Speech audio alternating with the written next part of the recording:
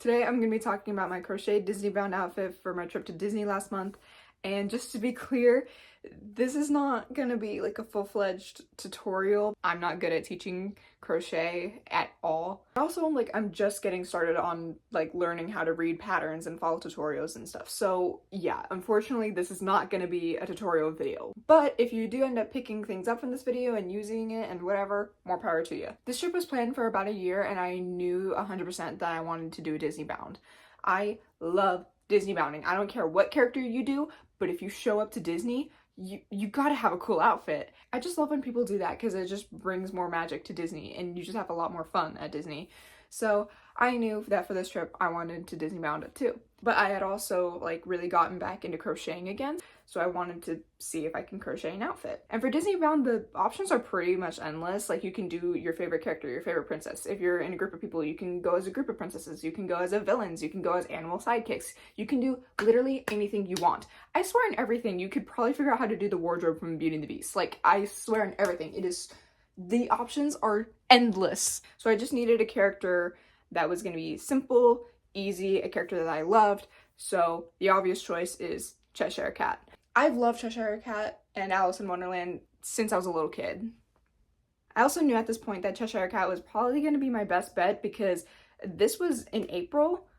Disneyland trip was in June. I needed to kick this into high gear. We need to go. So I actually made this skirt following this tutorial and I really liked it. I really liked the flow of it. It was super nice, super airy, and I knew that I wanted to do it again. And the funny thing is about the skirt is that originally I wanted it to be full length, but the hot pink yarn that I ran out of it, and when I went back to the local store where I got it, she didn't have any more, and when I looked online, I found it, but the shipping was insane. And I was like, no, I'm good actually, thank you, I can stop it right here. But now looking back on it, I think it was the right move to not make it full length, just so I wouldn't trip on it or anything. It was just, it was better in the long run for me to not make it full length. Now that the skirt was done, it was time to make the top for it.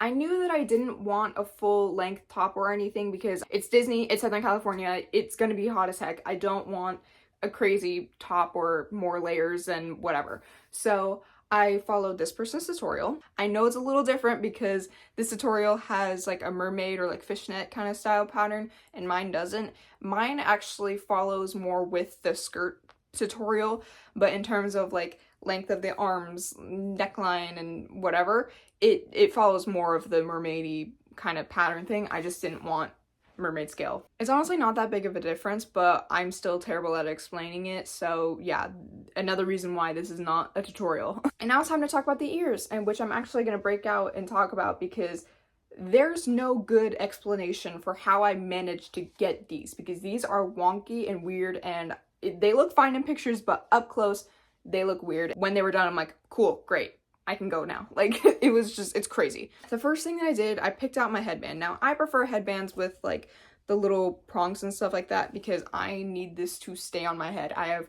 really straight hair and headbands, they love to fall off my head. It's just not, it's not a good time anytime I try and wear headbands. So I like the ones with the little spikes on them. I don't know even what to call this material. It's a rubbery kind of plastic thing, meaning if you try to glue anything onto these, it's gonna fall off. There's no way around it. So a lot of this is just trying to sew it, and any glue you can get to attach to this is a miracle. So I crocheted 4 circles. I cut out 2 cardboard circles that are the same size as these to put in the middle of them, so there's a little bit of stability there.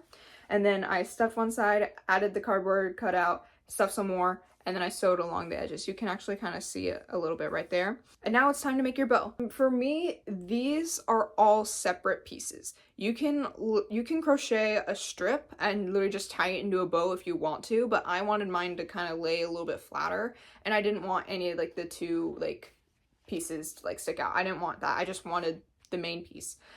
So these are 3 separate pieces. This is just crochet a circle and then added a purple outline so it doesn't blend in with the back. I crocheted 2 squares and I added some yarn as a little gathering stitch, and then I pulled it tight so that this edge is smaller than this edge.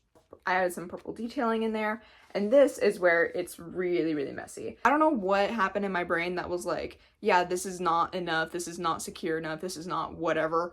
So I just took Elmer's glue and I just glued all over it because I needed this to stay together at this point, because I really did not want these to feel like they're shifting around on my head. It's really annoying because even now, like anytime I move around, it's like you can see it moving. But I wanted to minimize that as much as possible.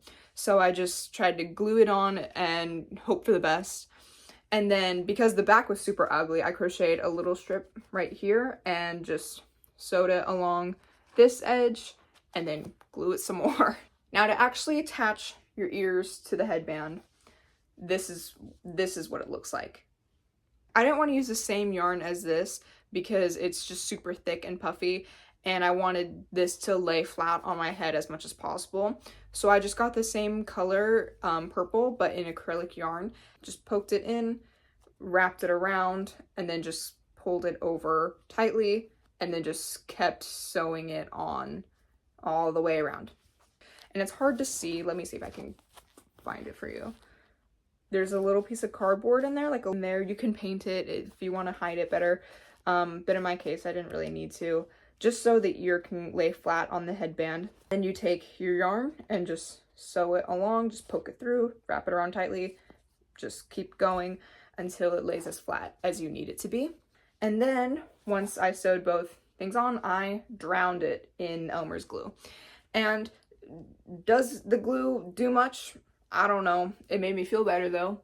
And then you kind of have your ears, and yeah, so that's how I made the ears. It's not elegant by any means, but it did its job. I was happy with it and how they looked in pictures.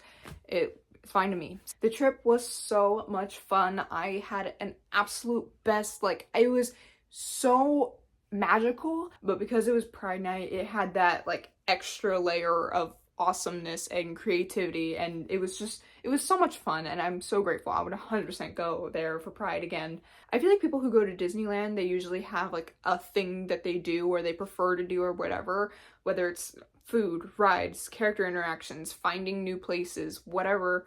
But for me, it's always been about character interactions and rides. But this outfit especially was such a really nice like icebreaker for me, because I get so nervous for character interactions. I always want to have a cool interaction. I want to come home and say, oh, this person told me this about my outfit. This person made fun of me. Anyways, I was just super nervous about interactions, but this was so nice for me. If you have the means to, and if you're able to, I highly recommend making an outfit or making an item of clothing or having a cool accessory or just having something to show to people, because you're gonna get the recognition for it. And that happened all throughout the night for me. I had people coming up to me and saying, did you make that outfit? How did you do it? How long did it take you?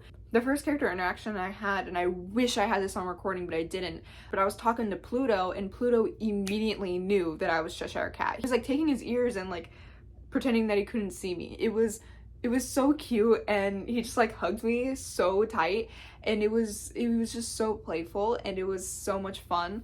There was a cast member who was asking me like, this is crochet, right? This is not knitting. The knitting needles are like stabby stabby. One is a hook and the other is a stabby stabby. Like it was a really fun interaction. I asked Minnie Mouse to twirl with me, and she was so lovely.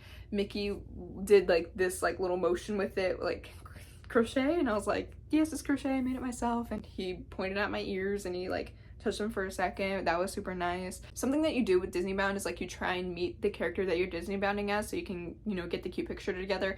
But Cheshire Cat is a super rare character to get. Like, he hasn't not been seen in years. So the next best bet was Queen of Hearts, and she she basically just said like, purple and pink, it's so close to red and black, and I'll take it, whatever.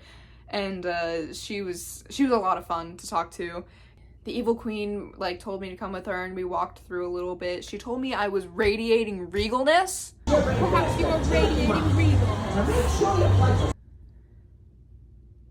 I was so stunned. I could not speak, and I had to just play it off. I had to push it back onto her. I had to be like, no, you're regal and you're royal to yourself. I don't compare to you at all. None shall ever compare. and that was so much fun. I met Fairy Godmother and we did like a little bibbidi boppity boo spin. I met Cinderella and Fairy Godmother again, who Cinderella asked to twirl with me first. Usually I would go around and be like, hey, like, can I twirl with you? Her to ask that first, I was like, oh my god, we're on the same wavelength, we want to twirl together. The Pixie Hollow Fairies came out as well, and I talked to Tinkerbell. I told her, I said, girl, if I were to be any fairy, I would be a Tinker Fairy. Like, it's just who I am. I did go on a couple rides and it was so much fun, and I could not have been more happy with how the whole night went.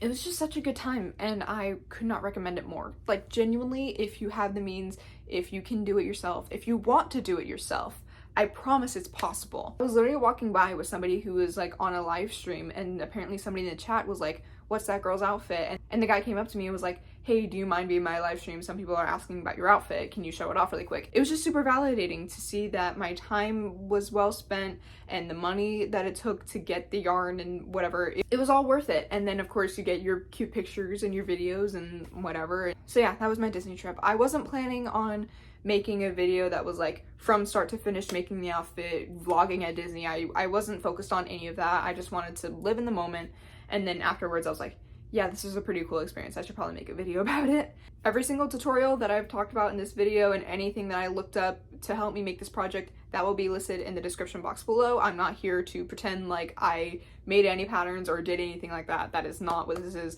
And I would like to credit those people because those people helped me make this outfit and made my dreams come true. So yeah, thank you so much for all the tutorials. Thank you to anybody who has ever posted any tutorial. You guys are pretty awesome. And I'm sorry that this is the first video in a while, but I have been super busy. A lot has changed.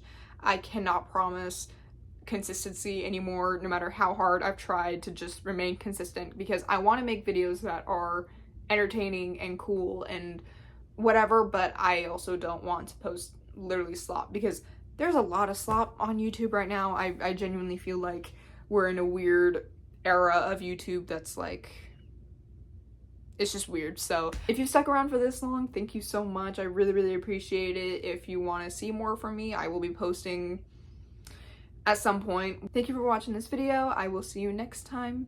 Goodbye.